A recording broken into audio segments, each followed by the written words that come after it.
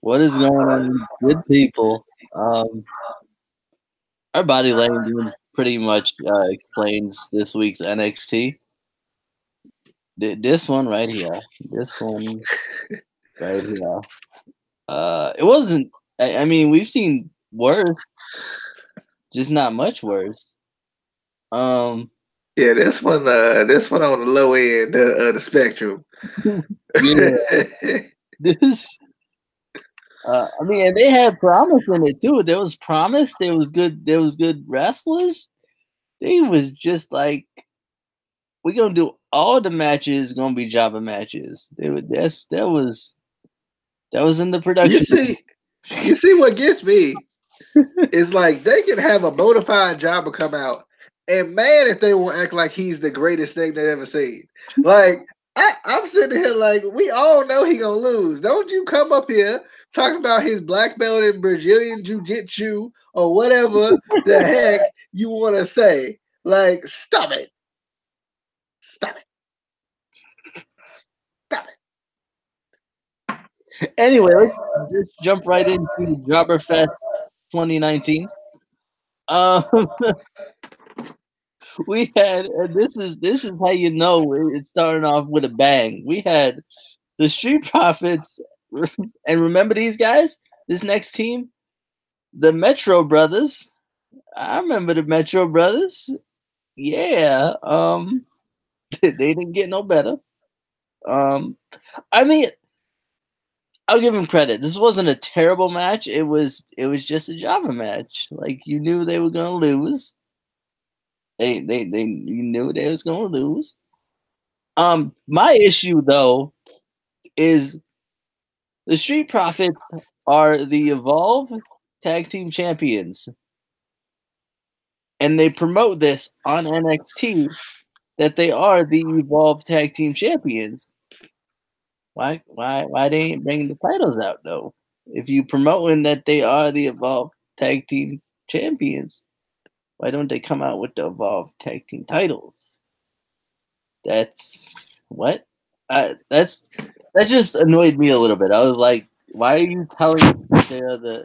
Like, I already knew, but why are you telling us that they're the Evolve Tag Team Champions if they're not coming out with the titles? It doesn't make sense. But that's about it though. This was a Java match. There was some wrestlings in there, and the Metro Boys lost. Metro Brothers. The Metro Brothers lost. After the match, Street Profits get attacked by the Forgotten Sons. So that was the highlight of this match, is them getting attacked by the, I don't know, DJ. Yeah. And they talked about it before, like, well, they tried to talk about it before the match, and I couldn't take them seriously. They were like, with so many different talents being called to the main roster, this gives some other teams and different singles guys and girls a chance to, step to the forefront a little bit as they were talking about the Metro Brothers. Huh? Stop it. Just stop it. Like, quit. I know heavy machinery is going up and all, like, so we just gonna miss them. But come on now, stop it. Stop. Stop. With the Metro Brothers, the one that we saw originally, and we were like, "That's Deuce and Domino." Probably. Probably. But yeah, I mean, the match wasn't nothing special to me. I was just like, anytime, like, I kind of just frown anytime I see a jobber match ever. Especially with teams that are already established. Like, I can understand Dominic Djokovic. I can understand one with him because he's just coming in, or they're really just starting to really push him because he came in a while back, and then they redid him, and then they changed his name, then they changed the pronunciation of his name. We'll get to that in a little bit. But still, like, I'm not a huge fan of jobber matches, and I think the key to me was at the end, was after the match when the Forgotten Sons came out and jumped him. I like that. I like the Forgotten Sons being kind of a 3-man group because they always have that numbers game aspect to it. I don't know what they're gonna do though. No. Like, no, no. But I just don't know what they're gonna do though. Because like, let's be honest, Wesley Blake ain't did nothing since he been in NXT. I don't even know the other dude's name. He was in the tag team. Yeah, I mean, yeah, but like it's the it's the forgotten tag team. Cause yeah, the only good thing to come out of that was Alexa Bliss. But but Hey, we got a good cruiserweight champion out of that. I mean, Like 2 years later. yeah, like 2 years later, we weren't even the same character. Like at least Alexa Bliss is pretty much the same character she was then. Like that was like the start of her character now. But yeah, like I like the kind of aftermath of it, but I can't take the Forgotten Son seriously yet because they haven't done anything yet. Like I like Gunner, or I don't even know what the heck they call him, Riker. I like Gunner and all, but like I feel like he's gonna have to carry this team for a while. He's gonna really have to carry them, and until we start maybe hearing some promos for them or something, and they build them. Like that's what's gonna get me. I don't know the other guy's name. All I know is Wesley Blake and Riker guy. That's the only thing I like. I don't know the other guy's name right off. I can't remember. It's Jay Cutler's brother, Steve Cutler. Is that Steve Cutler? Yeah. Is it? I could have sworn they said something else. No. Yeah, but Steve Cutler. He had a different haircut. Like he didn't have long hair. I could have swore he had a different haircut. Like not long hair. I could have swore. I could have swore he had that like high top fade going. I could have swore. No. I could have swore he had some sort of high top looking, crazy looking thing. Anyway, but I mean, you know, that was the key to the key to this match was the aftermath of this match. I feel like. Yeah. And moving on, we have the highlight of the show. This is literally the highlight of this show. Bianca Belair and Shayna Baszler's in-ring brawl. Oh, I thought you were gonna say it was a highlight package. No. No, this was literally the highlight of the show. I thought it was really good. I forgot what Shayna said, but Bianca was like, girl. And I was like, oh, shit. Oh, it's going down. But it was good. I liked it. That need to be put on a T-shirt. That has to be. But there is no way they don't put that on a T-shirt. Girl. Like, and then she slaps Shayna, which I don't like this. I don't like what they're doing. You don't make everybody look weak with Shayna, and then you try to make Bianca Belair look strong. She ain't gonna win the title. No, she ain't gonna win the title. No, Shayna gonna stay the. If she wins the title, I'm gonna be real upset. Because at this point, I just want Shayna to keep it forever. Forever and ever and ever. Ever. And ever. Even when she goes up to the main roster, she's still going to keep it. Forever. Anyway, DJ, thoughts on the promo or anything? I thought it was good. For the most part, it was a little uncomfortable. Like, and I don't know if that was because Bianca Belair is not used to being on the mic, and also Shayna Baszler hasn't really been on the mic that much. But I felt like it was uncomfortable because it felt like I think it was more on Shayna Baszler's side, and I think the reason is not because she's not good on the mic. I think it was a weird position for her to be in because they all, like you said, they almost tried to make it seem like Bianca Belair was like this big time thing. Even when Shayna Baszler was kind of talking about how strong she was, I was like, Shayna Baszler should be just as strong as Bianca Belair. Like there's no way we should look at Shayna Baszler as any weaker than Bianca Belair would be. Like when they started to push this, I didn't think they would go this way. And I think the weird part too was that Shayna Baszler, for whatever reason, it was almost like this fear. Like I don't know what it was. Like when Bianca Belair would kind of like say her little line or whatever it may be. Like there was almost too much of a reaction. And I don't know if that's because we're so used to Shayna Baszler just kind of laughing everything off and just kind of brushing everything off. But like this was just a very emotional promo for some reason, and it was weird. Yeah, and I didn't like that. Like they were trying to almost make Bianca seem stronger or as strong as Shayna, but Shayna was the legitimate MMA fighter. Like, I don't know. I agree with you. I thought, yeah, I agree. I mean, I thought it was like one of those. Well, like I get they're trying to push Bianca Belair, but like I don't think they should make her look stronger. Like they should make her look like a pretty good matchup for her. Go with that whole EST of NXT type thing where she's the strongest, the fastest, and all of this. But like at the same time, like I think like I don't think they should make Shayna look weak just to make Bianca look strong. Yeah, is the best way to put it. Exactly. Yeah. But anyway, moving on.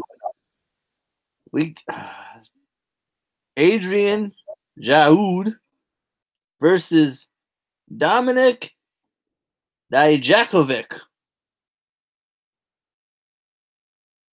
I need to explain if you didn't watch this whole show and you just watched the matches and you didn't watch like the promos or video packages. Let me clear something up. No. You got it wrong. Hold on. It's Dijakovic. Sorry, Dijakovic. Yeah. They literally called him Donovan Dijak in the video package, hyping him up right before this match. It wasn't like before a commercial. It wasn't like the beginning of the show and this match was at the end of the show. This was literally right before this match. They were calling him Donovan Dijak in the video package. And now all of a sudden, he's Dominic Dijak Dijakovic, whatever the hell his name.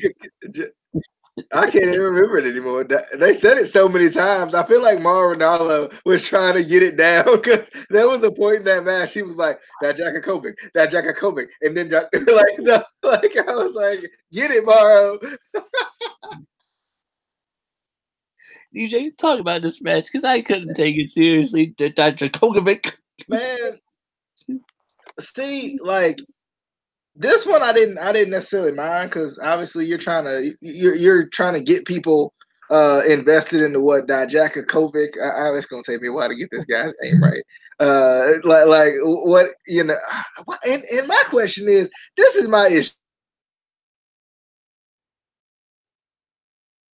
Oh, I know I froze up for a second there, but before I even get to my point, like first off, WWE took a name that was easy to say, Donovan Dijak. They made it difficult. They made it into Dominic Dijakovic, which is easy, which is not too bad, because it's still like a similar name, Dominic Dijakovic. Okay, I can deal with that. And then they went Dominic Dijakovic. What? Stop it! I'm confused. Okay, I'm confused. It's gonna take me a minute. Like, why did they do that? And the weird part about it is, this is not what WWE does, right? We all know how WWE is. Elias Sampson, too difficult for you. Elias. Like we all know how WWE does. Like, this is what they do. Like Braun Strowman, too hard. Strowman, 2 syllables. Braun. Right? Like we know this name is not gonna last. Why they did this, I don't know. But I actually I don't know what the guy's name is. Alexander Rusev. Yeah, right. But like I don't know what the jobber's name is, but I like the jobber though. Like I did, because he was a different jobber. Like he had a different character. He had one of those characters that I think should actually, in some way, be a thing. Like some of these MMA fighters and Brazilians who I can never say that right. Brazilian Jiu-Jitsu, Brazilian Jiu-Jitsu is what I think I'm attempting to say, but like some of these BBJ, I'm just gonna go with that. BBJ guys and MMA guys, and I'm gonna get my acronyms mixed up now. And boxing guys that kind of transition over or like have that background, I think they should use that, not like Sonya Deville. not like Sonya Deville or nothing, but like not in a generic way, but in kind of like a Steve Blackman way. Like Steve Blackman way back when, and the answer there was cool because he was different. There was nobody like Steve Blackman. Like there was nobody that was like him. Like he came out with the nunchucks and you know he had this intensity about him, and there was nobody that was like him. And I thought that was cool. And like I think after him, it kind of became like the monster. And I think like, I mean, there was monsters in his time too, but at the same time, like those like intense guys kind of went away, and we got the monster a little bit more, and there was like a couple of monsters here and there. So like they need to like have a guy like whatever the guy's name is. It needs to happen because they need to have these unique characters like that. Like I want to see more unique characters from WWE, from NXT, and especially from the main roster. Obviously, this is probably, and even with him, they acted like he was like this big deal. I'm like, yo, ain't done nothing with him. Stop it. Stop trying to act like these jobbers are big deals. Like I know, I understand you want me to watch the match with some investment, but I can't. I already know he's gonna lose. He's facing Dominic Jacob. Like, bruh, like, come on. Like, we know what's gonna happen. So I'm going down to Virginia. I'm a get a Brazilian Jiu-Jitsu tournament going on. I'm gonna call the TV station that DJ works for. I'm gonna have him specifically call the tournament. Justin. We're here at the Brazilian Jiu-Jitsu.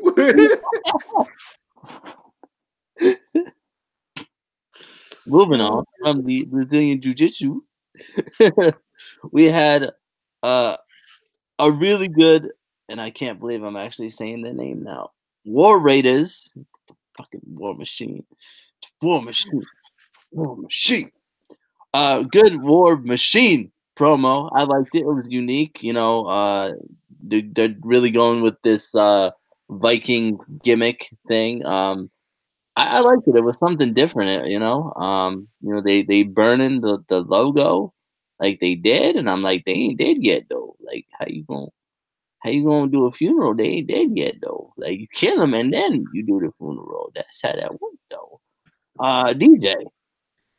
I'm still working on his name over here, but the Chovidict.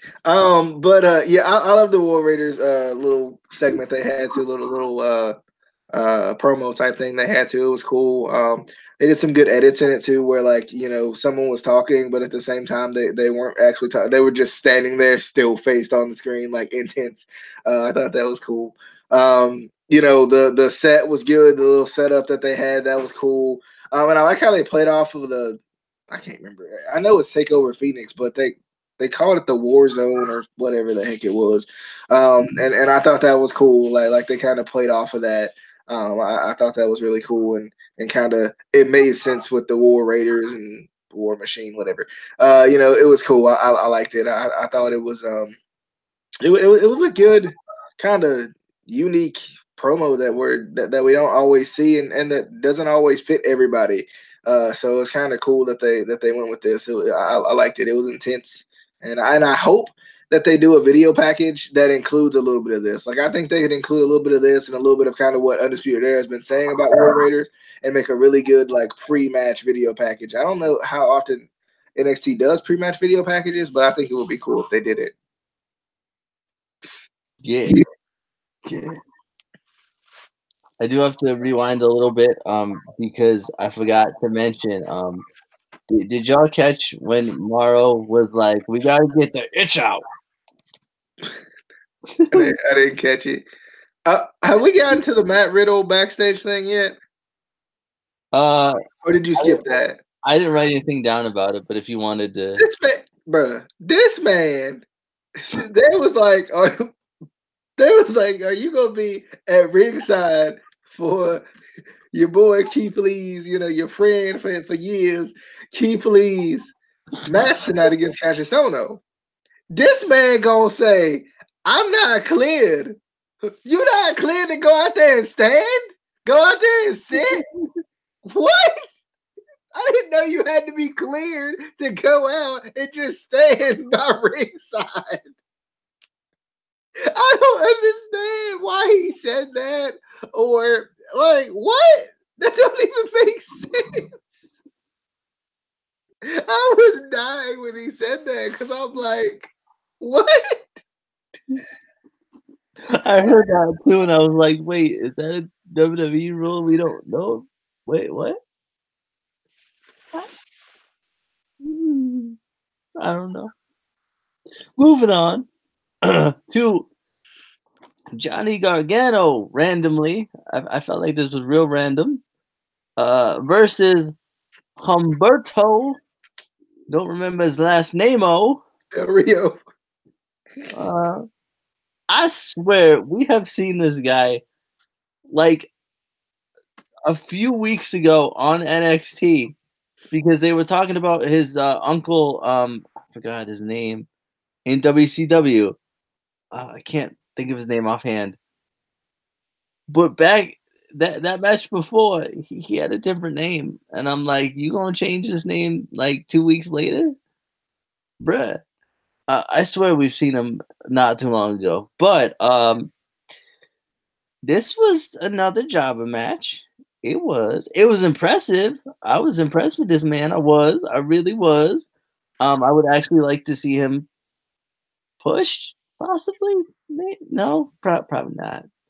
But I'll go for some more impressive jobber matches with him if that's all you're gonna do with him. But yeah, I was impressed. He definitely gave Johnny a run for his money there, and still somehow lost. This was one of those matches I was like, he lost, but how though? But how did he lose?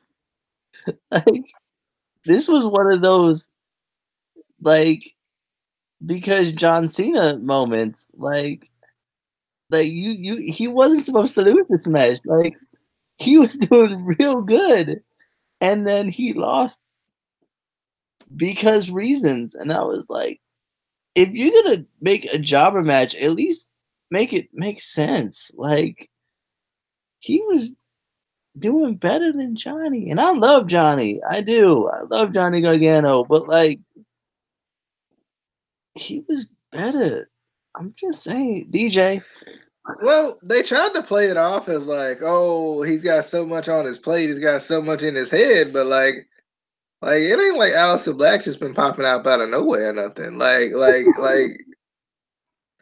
this would make more sense for like in Impact the Su Young Alley thing before Alley turned into Dark Alley. That would have made more sense. Like this whole jobber, I'm about to lose to a jobber would have made more sense there than here. But I don't know, like Humberto Carrillo. I like calling him Humberto Del Rio. I just think it's easier on my brain because this man got names that's just ridiculous. I liked Humberto though. I'm probably saying it wrong. I really am. I know I am. I like him though. I like Berto. I like Berto. I think he looks pretty good. I agree. I think he looked better than Johnny, and I think he looked pretty good in this freaking match. He did a freaking dive. I was like, okay, Humberto. I see you, Berto. And like he should have won this match though. Like he should have. Like he deserved like an NXT contract for this showing in this match. Like this was almost like as good as like my match on WWE 2K19 when they gave me the tryout match. And like for the tryout matches, it ain't like a tryout match like where you're a jobber. Like no, it's like a legit match. Like you just try to win. You know, like it felt like that's what Berto was doing. I feel like. Oh, you mean that job that tryout match in 2K19 where they put you in there with Braun Strowman and you're like, wait, how does the tryout match go? What? Yeah. And I almost like wonder like what if I win? Like what happens when I win? Like what they gonna I don't do? know. I lost and then I went back to the Indies again and I was like, what the hell? Anyway, moving on to the main event. Cassius Ono Oh, another jobber match. Oh, sorry. Lee. I thought I heard Cassius Ono. I thought Like, jobber. I haven't been to a live NXT show, but for anyone who has been there, before Cassius Ono comes out, do they say, "Oh no, it's Cassius Ono"? Because he always beat. I mean, he won this time, but like it was a dirty finish, and I was like, of course, because he either loses every match ever or has to cheat to win because they hate him because he's a little tubby. Like they hate this man because he's a little tubby, and like Keith Lee, like real tubby, and they're like, we love him, and like DJ, take this match because I didn't even want to like. Yeah, he a little tubby, like CJ Anderson, a little tubby, you know, a little tubby.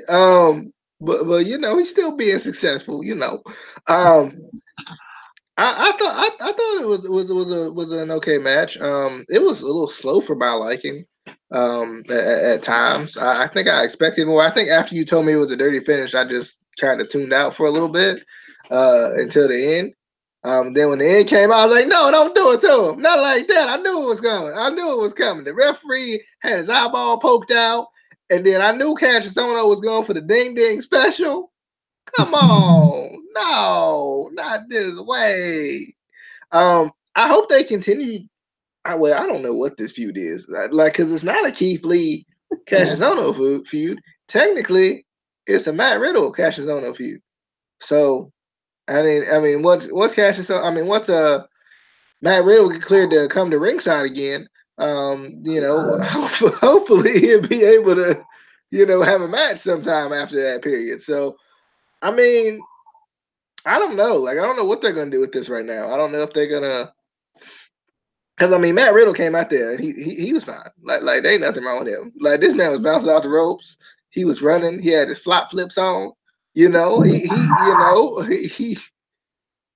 is fine. Like if you can run in flop flips, like Matt Riddle is the only man to ever pull off a shirt, a tie, nice pants, and flip flop.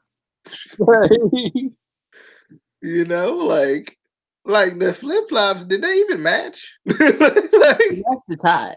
okay, I understand. For whatever reason, I thought he was wearing a purple tie and green shoes, and I was gonna be like, you know, you tried, you did, you did. But he's going for the old school Hardy Boys colors. The purple, yeah. That's... But you know, the match was okay. I mean, I want to see what they do with the feud. Like, I'm assuming they're gonna continue to go with Cassius Ohno and Matt Riddle, but then you wonder what they do with Keith Lee. Then you know what exactly they do with him. But Casey, thoughts on the main event of the evening, if you have any? The match was it won't bad, but I just felt like they're like, I felt like they're saying, oh, you know, Matt Riddle's weak, so let's put his big brother in there to fight his battles for him. And I was like, that's what it felt like to me. Like they were making Keith Lee fight his battles for him. And I was like, he is injured. The man can't even stand out at ringside. He's so injured. Like, come on. See, so was Johnny Gargano at one point, but you didn't have to have somebody fight battles for him. That man, like, bruh, this I don't know. I don't know what they're doing with this feud. I feel like they're signing too many people and they don't know what to do with them all. So they're like, oh, let's just throw them all in one feud and it won't make sense. But we're going to do it anyway because we'll double E and we can do that. But the UK show is real good, though. The UK show is where it's at. It's real good. Go check that out. But we will be back. I'm hoping I'm gonna be on this week's Impact show. If I can actually find the correct stream. Because Impact finally did it. They finally. It's What? on Twitch, I think. Oh, I forgot it was on Twitch. Yeah, it's on Twitch. I just got to figure out how the heck to find, because Twitch is confusing. Yeah, Twitch, like for something that like I feel like plenty of 12-year-olds use, like it's very confusing. I like to find the old episodes. Like that's the issue. Cause like ain't nobody probably watching it at 10 o'clock on Friday. I'm just saying. True. It's true. But we'll have that coming up soon on the soonish, like soonish, maybe Saturday, maybe tomorrow. I don't know. It'll probably be Saturday because I feel like it's just hard to watch it at 10 o'clock on a Friday, and then I don't know. Like, and I think you almost forget about it because like Friday is just such a weird day anyway. You almost forget about it, but I don't know. We'll figure it out, and we'll have it for the good people. So we will have it for all the good peoples and some of the bad peoples. You know, we're gonna have it for everybody because we are an equal opportunity podcast. We let everybody watch. Except for you. You know who you are. But be sure to follow us. Yeah, Justin. Yeah. Be sure to follow us on Twitter at ICW_podcast. Hit that subscribe button. I almost forgot the whole end spiel thingy. Hit that subscribe button, share the video, leave comments, hit us up on Twitter, all that fun stuff. And we will see you on the flippity dippity. I'll never forget that one. I will never forget the flippity dippity. Oh, yeah.